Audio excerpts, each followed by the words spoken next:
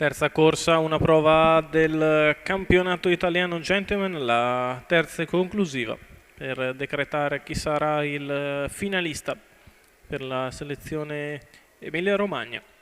Sono in 9 dietro le ali dell'Autostart. 1 Berenice Mag, Vittorio Miniero, 2 Tancredi Sartor, Patrick Romano, 3 Bluebell Coll, Calogero Di Maio, 4 Zarbon del Sile, Michela Rossi, 5 Biscuit del Nord, Matteo Zaccherini, 6 Blackfire Horse, Filippo Monti, in seconda fila 7 Zuve 10 CSM, Francesca Consoli, 8 Citrosodina Oil, Andrea Orlandi, 9 Anita Dipa, Giuseppe Rizzo. Macchina che accelera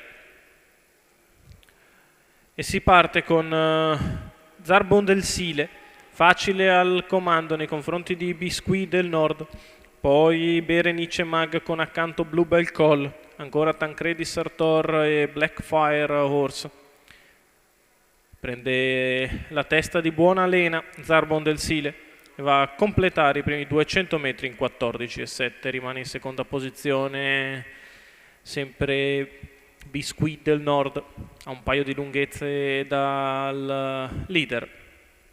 Terza posizione per Berenice Mag, quarta per Bluebell Coll, poi Blackfire Horse, quindi via via gli altri, con Tancredi Sartor in sesta posizione.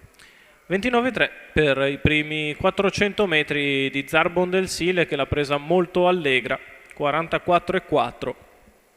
Tende ad animarsi in avanti il battistrada, che si mantiene sempre un paio di lunghezze avanti a Biscuit del Nord. Terza posizione per Berenice Mag, che però è richiesta. Gli va accanto per scavalcarla Bluebell Coll. C'è un 29,5 di secondo parziale. Zarbon del Sile è sempre in netta evidenza, Biscuit del Nord sempre netta seconda, gli altri sono molto più indietro al chilometro, che viene passato in 1,13,9, proibitivo per la categoria. Zarbon del Sile in fuga da Biscuit del Nord, che cerca di non perderlo di vista. Blackfire Horse passa in terza posizione, ma è ancora una cinquantina di metri dalla testa. La retta di là ancora in 14,7, 1,28,6, 1.200. Zarbon del Sile si mantiene sempre 3 lunghezze avanti a Biscuit del Nord, mentre Tancredi Sartor cerca di passare in terza posizione su Blackfire Horse. La retta d'arrivo per Zarbon del Sile, che è poco più di una formalità, perché ha non meno di 20 metri di vantaggio nei confronti di Biscuit del Nord, che ha alzato bandiera bianca. Zarbon del Sile che si distacca e vince netto con il bacio al cielo di Michela Rossi, seconda Biscuit del Nord, terzo posto per Tancredi Sartor.